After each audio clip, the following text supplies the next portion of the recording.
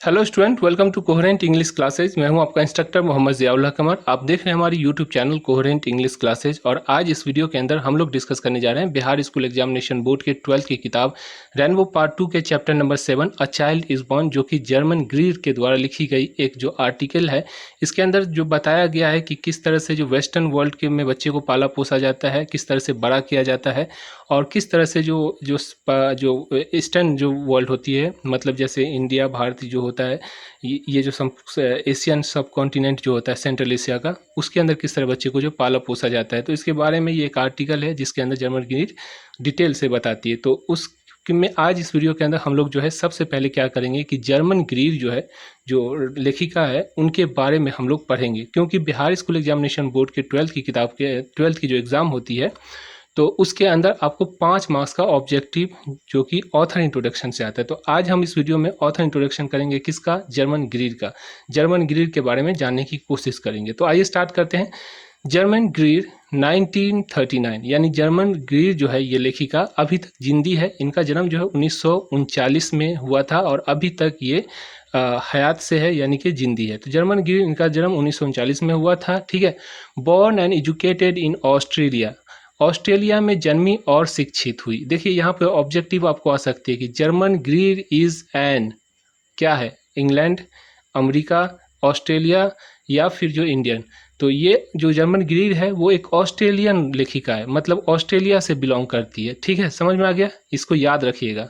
तो कभी कभी ऐसा होता है कि आदमी देखता है ये गोरा है तो इसको इंग्लैंड वाला बना देता है, तो ऐसा मत कीजिएगा। ये ऑस्ट्रेलियन राइटर है, मतलब ये ऑस्ट्रेलिया से है। समझ में आ गया आपको। तो ऑस्ट्रेलिया में इनका जन्म हुआ और इनकी शिक्षा भी जो है ऑस्ट्रेलिया के अंदर ही हुआ। समझ में आ गया। Is a famous feminist writer. Feminist writer किसको कहते हैं? फेमिनिस्ट को मतलब क्या होता है? नारीवादी। जो नारी की हक, यानी कि जो औरत होती है, जो लेडीज होती है, उसके हक के बारे में, उसके उसके हक के बारे में वकालत करना, उसके हक के बारे में बोलना, आवाज़ उठाना, उसको फेमिनिस्ट कहते हैं, ठीक है। तो ये जो लेखिका है जर्मन ग्रीड, वो एक फेमस, बहुत ही प्रसिद्ध जो है फेमिनिस्ट है, नारीवादी है, और इसके बारे में लिखती है, यानी नारीवादी लेखिका।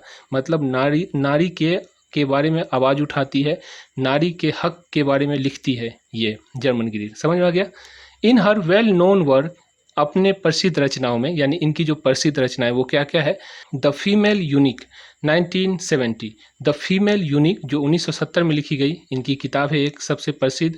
उसके बाद दूसरा है, देखिए, sex and destiny the politics of human fertility 1984, यानी 1984 में सेक्स एंड डेस्टिनी नाम की एक किताब थी जिसका पूरा नाम था sex and destiny the politics of human fertility. समझ में आ गया।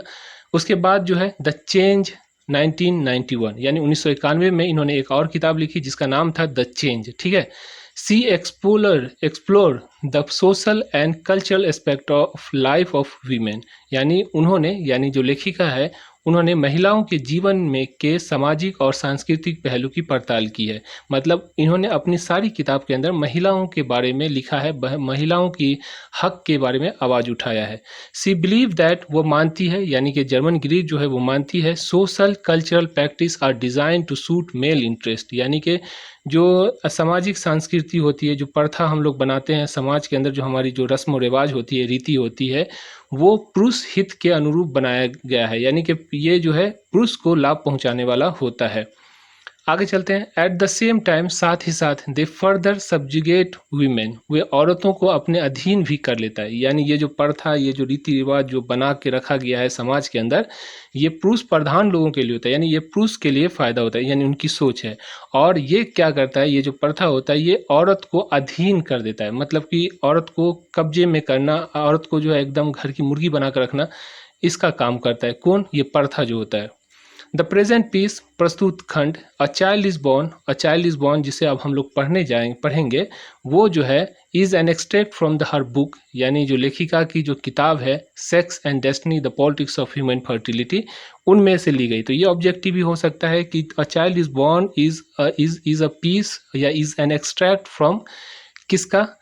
तो यहाँ देखिए, sex and destiny the politics of human fertility, ये किताब है। इस किताब का ये अंश है, छोटा सा भाग है। समझ में आ गया।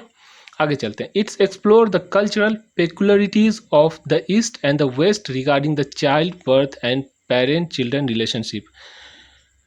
इसमें या अ चाइल्ड इज़ बोर्न जो है उस आर्टिकल के अंदर क्या होता है, यह बच्चे के जन्म और माता पिता के साथ बच्चे के संबंध के बारे में पूर्व और पश्चिम की, यानी पूर्वी देश की और पश्चिमी देश की जो सांस्कृतिक विशिष्टताएं हैं उसकी पड़ताल करती है। तो आशा करता हूँ ये वीडियो आपको अच्छी लगी होगी। Thank you so much for watching coherent English classes.